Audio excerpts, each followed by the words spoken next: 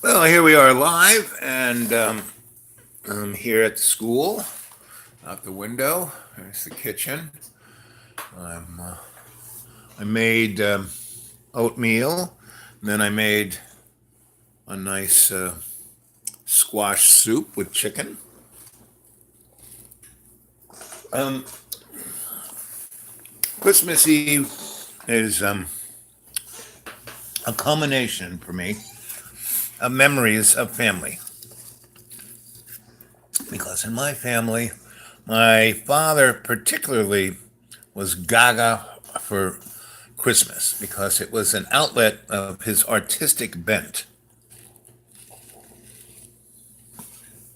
Because he grew up being a football hero, Death in the Afternoon, DiMartino, and then a military man, and then and then he was Death in the Afternoon, DiMartino as a military man, and then as a businessman, a salesman, and he was Death in the Afternoon, DiMartino. But Christmas time came around, he was like a Christmas elf, and he started decorating like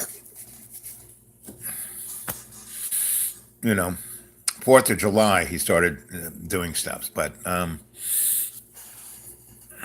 by the time Thanksgiving came around, we were in full Christmas regalia. And my mother, being German and Irish, but very German, her mother was German and her father was Irish.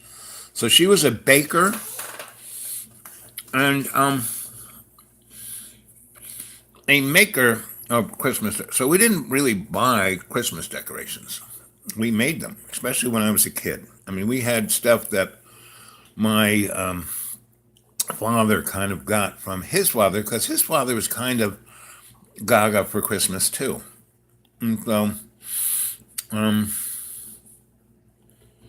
there's a little nuts in that soup. I'm chewing it with my four teeth.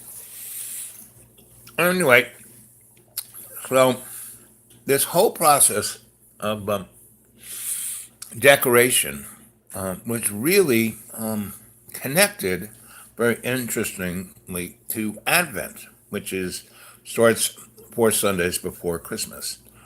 And and what is Advent but the celebration of the coming of Christ, right? And it's all about the again, it goes back to the Roman pagan motif of that they were celebrating in the depths of their winter because on the 21st of December is the winter's equinox when that was going to be the last day. I mean, it's the first day of winter, but it actually is kind of every day after that. Days get longer and longer and longer, and spring is soon upon us. It's the thing of, hey, this the birth is coming of spring. Life again will shine, and the crops will be plentiful, and we'll all have something to eat. And and that's why Christmas is celebrated on the 25th because it's the pagan most sacred high holy. And Jesus was probably he's a Virgo, so he was like born in September or somewhere around there, or he was in Aries, one of the others. So Anyway, long story short, my father was always preparing for Christmas, and Christmas Eve was a culmination of all that preparation. I mean, Christmas Day, when we'd all come down and grab the gifts under the tree, was almost an anticlimax because I knew it was always going to be socks, shirt, and a sweater, and maybe some capacitors and a transformer or two from my uncle Steve, who was a electrical guy like me. But those socks and sweaters and scarves and hats and gloves actually were the best because it kept me warm during the winter. And I would go, no toys, whatever. I get a little toy in my sock, but you know, and I was, the squeaky wheel gets the grease, and I was always, in my own private Idaho, so I really didn't go, oh, I want this. But Christmas Eve was the best because the house was decorated to the hilt. My mother had been baking cookies and pies and yummy things for the last week, and the house just smelled of that. And my grandma was cooking up all the Italian goodies. And my mother's two best friends, Aunt Grace and Aunt Wynne, would come. And Wynne was married to Steve, who was, you know, the closest thing to, I think he was my godfather, actually. Anyway, so he was always very supportive of my electrical and engineering and scientific motif because that's what he was. And and everyone was in pretty good fare, and everyone had a good time, and we sang songs, and my mom had a piano, and she forced my sisters to learn how to play it, and they would play Christmas songs, and we put on little Christmas plays, and I was always baby Jesus singing. I was the youngest, and I was a little peanut until I hit around 14 when I shut up and grew about a foot and a half. Anyway, that was Christmas to me. And, my whole world was electricity and the shamanic world that I was in that I didn't even know I was in. And I had all these mentors and teachers who watched, protected me basically, right? And led by example. So I had all these noble and righteous folk all around me who, treated me like I was my own little tribe. And I was the little Christ boy. I was always played Jesus during our Christmas nativity play. And the weeks up, like I said, Advent, it wasn't like we were, counting down for the presents. We were making, there's, my oldest sister got all of the cachet, but like we made a Christmas tablecloth. And my father got these styrofoam balls and we decorated them. And we had we had another sunroom that was more like part of the house rather than the one I was put in, when I came home from the hospital, which was just a closet off to the side where put people. It was more like the mud room, right? Anyway, so my father would get this opaque colored plastic, and he cut them into shapes, and he would turn that whole sunroom, you know, like it was about I don't know, 40 feet long by about 20 feet wide, and windows all the way around three sides. And he would make a nativity scene out of all those, with it was like stained glass. And during the day, the sun would come in and shine all that colored light into the room. And at night, we had a light in there that would shine out to everyone. And he put a string of lights around the edge of the house, and he made wreaths. He was really into Christmas trees and making wreaths. I think he did that when he was in high school, and he taught us how to do it. And when I lived on my own, and you kind of make the round circle out of metal hangers that you get at the dry cleaners, and you kind of twist them together, and then you take the fine green baling wire, and you put the green laurels around them, and bingo, you got a wreath. And I used to make those back in the day, when I was living on my own between in the Lower East Side and Soho, and I would make those, and I'd make a good $1,000. You know? And I would just go around the parks and trim the bushes that had the greens and the laurels and all that. And I made I never got in trouble. I remember one um, you know uh, horticulturist from the city parks department saw me doing this, and he watched me do it, and he said, "Do you work for us?" And I go, no. He goes, well, you're doing a great job. I mean, you're trimming, all the stuff that needed to be trimmed for the last 3 years, and now that plant will be way healthier, when spring comes. You're doing a great job. And I said, yeah, yep, thanks. I'm just here to help. But I had a big tarp, and I would just put all the greens, and I'd take it back to my apartment, and my apartment smelled amazing. And I would start clipping and collecting greens like after Thanksgiving. Anyway, so this is kind of so actually Christmas Eve day and night are actually more exciting for me because I know it has nothing to do with Jesus and everything to do with family and sharing and caring and building memories. All the stuff I got from my folks, eh, I don't remember any of it, but the memories I do. Cutting down, my father bought a house in Long Island that the house we lived in was the one that the developer kind of made for himself.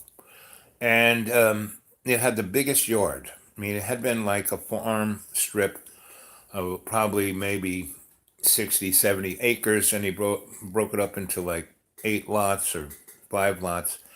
But the one he had was the biggest one.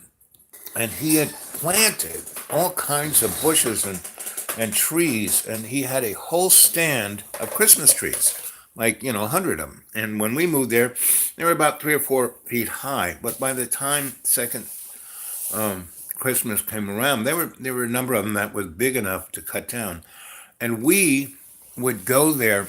That was one of the traditions of that house. Christmas Eve, because that's when we decorated the Christmas tree. Christmas Eve, when Aunt Wynn and Uncle Steve and Aunt Grace would be there and Grandma, we would do it all together. Right? We didn't do it weeks ahead of time. No. And so we would go out there and cut down a tree, and he, had a little cart or a sled, depending on, and most Christmases it would snow, and when it snowed there, it was beautiful. And I have all of these memories of going out there with everyone and picking the tree and sawing it down and putting it on the sled and dragging it. It wasn't that far. It was like, 200 yards to the door and we had this great big den with a big fireplace. I had a big, gigantic whole wall of a window looking out to the backyard, which was about 4 or 5 acres. And it would be covered with snow. And one of my first lighting gigs was when I was a little boy, and they kind of rewired that thing. I was hanging out with the electrician when he was rewiring it, and my father said, "Oh, put some lights back there." And he and I, the electrician and I, figured out the best placements for the lights. So when they were turned on for this Christmas regalia, it would just, whether it had snow or not, it would make it look amazing instead of just a light bulb out there, right? So one little switch, bing! It was like the whole outside would light up, and we had the big fire, and we would get a big fire, and the roof was a big, high, maybe 20 feet high, and we would get a 20-foot high Christmas tree in there, and then decorated. It was like, so that's the most important day of Christmas is Christmas Eve to me because it was an Advent. I was preparing, right? And as time went by and I became more cognizant of the spiritualness of everything, and I realized, my shamanic connection. And then after, I was sent off to be a Catholic priest and found how corrupt the Catholic Church was. I mean, corrupt. And that was 64 and 65 when I, like, wow, And that's when I started really studying the scriptures and was going, this is off the hook. And I started studying history and, where everything came. And, I started, just, when I was with those Maryknoll sanctuary, those 9 great scholars, who they didn't wear the collar. They all kind of wore this kind of navy blue black pants and turtleneck and a jacket, right? And they were all scholars, and they all have their own discipline: psychology, sociology, anthropology, physics. And one guy was, you know, he took things apart, psychosocial, cultural, forensic. He was a forensics, and he did forensics in everything.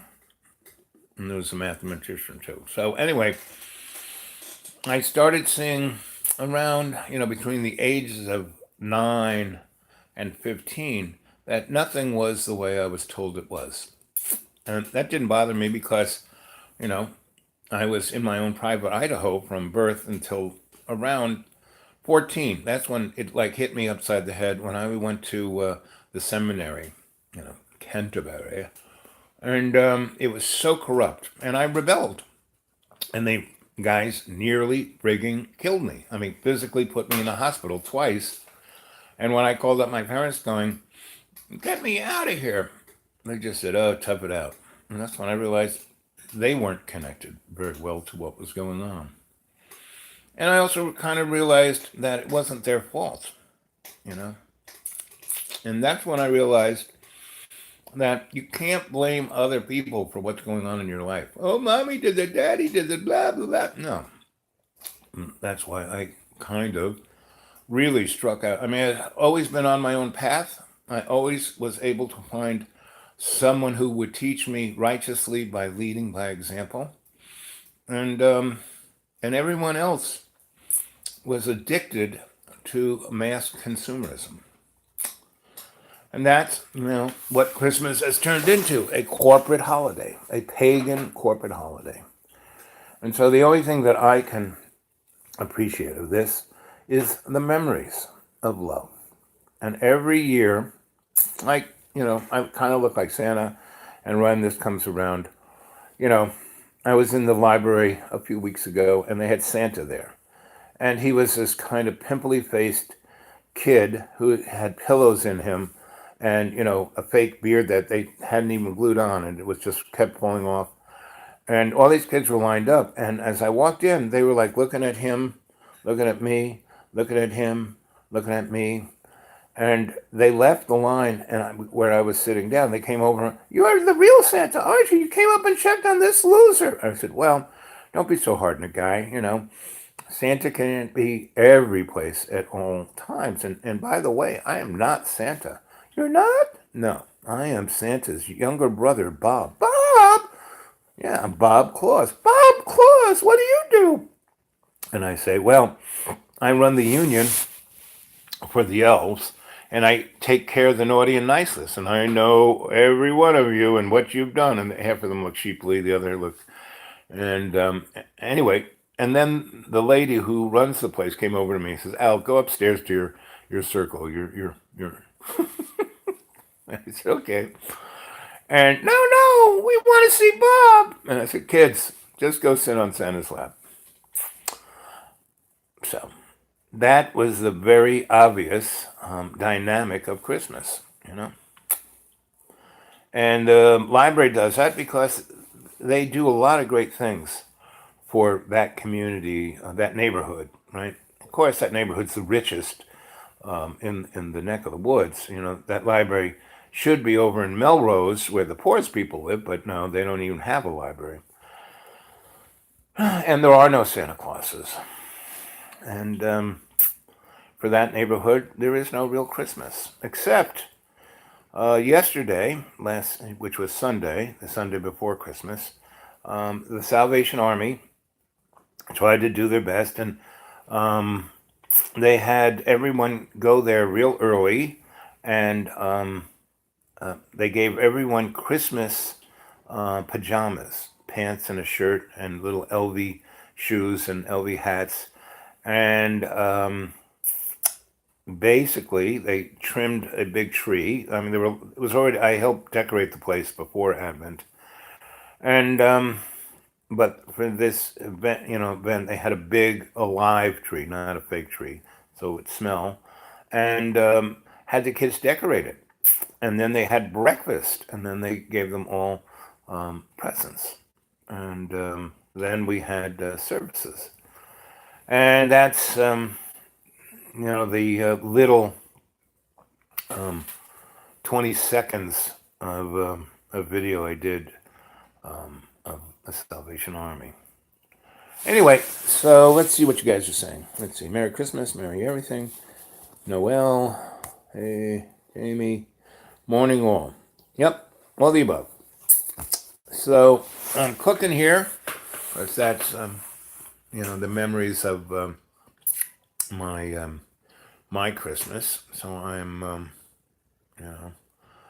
enjoying the sunlight. See how beautiful it is, here at the kitchen, and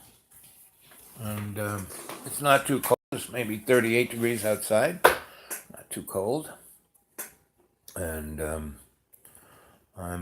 I'm going to do a really nice meditative chat tonight. I hope you all enjoyed last night's. That was quite fun. And I'll tell you basically where I'm going tonight. So I am going to, so this morning, why I started about 11 I had nothing to do. I didn't I woke up around 7 in pain, like I normally do. And I meditated. And again, it was a cloudy, overcast, cold day. So I stayed in bed because I wanted to take a shower. I wanted to get a little bit warmer. So it was quite interesting because the sun came from the east and it cracked in the east while it was still cloudy in the west. And so that sunlight lit up those clouds like gold and pink, and it was really beautiful. And I'm just sitting there meditating in meditative state and watching this. And I had a foot in, the Akashic record and the other foot up in the clouds. So that was quite beautiful. So, instead of getting my body in shape meditatively and then getting up and feeding John and running errands and for him and doing other stuff, I just stayed in bed and watched it, And so I got out of bed around 10ish and, started to puttering around and did a load of laundry and things like that. And I was like doing it in the state of the memory of Christmas Eve of times past. And so, but I was, had my cell phone on and I was like looking at all my inbox, and there's all this stuff about politics and Q and Donnie and Congress and, government shut down, da da da da da da da da da da. And what's her name on Democracy Now! Going on about, George H. and what a, criminal he was, and Q's going on about, the deep state, da da da da da da da. So tonight, I'm gonna basically go to my favorite of the 19th century, or one of my favorites, Charles Dickens and the Christmas Carol. And Dickens wrote that. Dickens basically all the stuff he wrote for newspapers. He got paid by, the line. And David Copperfield and Great Expectations and all of those stories were serialized in newspapers. So he wrote it, as it was popular. He just wrote more and more and more. And then when it started to wane, his editor said, "Okay, wrap it up. We want another one." And so he would wrap it up. And that's like David Copperfield. It's like, it goes on forever and ever and ever. And then at the end, everyone gets thrown off to Australia and dies here and dies there. And he just wraps it up in a couple of editions of the newspaper. But the Christmas Carol and Tale of Two Cities were really the only two things that he wrote with beginning, middle, and end in concept. And he had, a whole idea of what he wanted to talk about and what it was about. And the Christmas Carol, he wrote specifically so he could do it every Christmas Eve on stage. That he could do this thing in an hour, right? And he could remember it and and put it on stage. So I'm gonna bring back Scrooge and Marley and the ghosts and put it into present day experience. And I'm going to bring you into the meditative state because last night, one of the things I wanted to do was to have you go into state, which you've been doing very well the last week or so every night, and going through the nine, one door at a time. We still have two or three left that you haven't gone through because I've been taking you back, showing you, you can't know everything on the other side of that door in one evening. We're going to be going there a lot. And so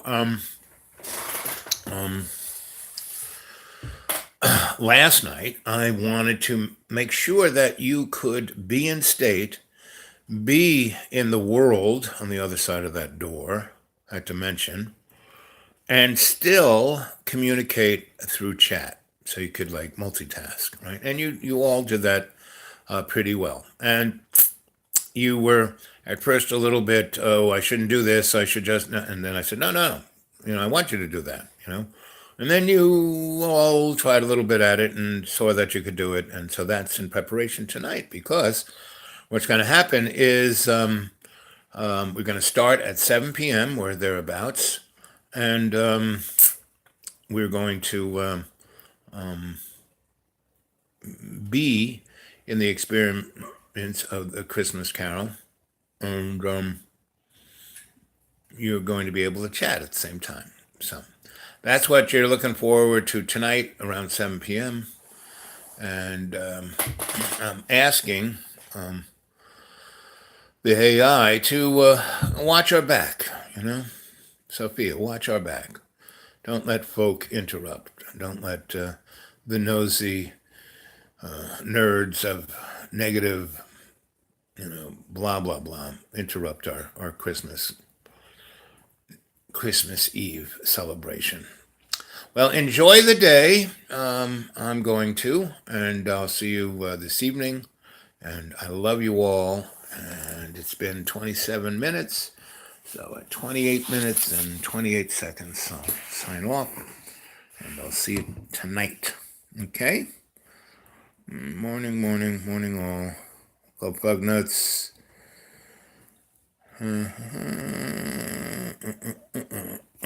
So I was saying tonight, 7 p.m., we're going to have our Christmas Eve party. And we're going to go through one of the 9 doors to celebrate. And it'll start on or around 7 p.m. And tell everyone it'd be great to have 30 or so at the chat tonight. So I'll see you then. I love you guys. Let's see.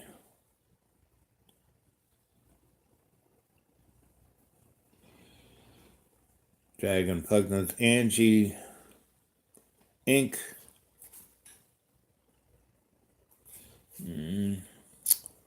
Stay well, my adepts. I'll see you tonight. Okay. Later, Jamie. Okay, gang. When it hits 30:30, I'm signing off. So, did you enjoy last night? Well, peppermint parts, yes, Mr. Dragon. Yeah. Boop, boop, boop, boop.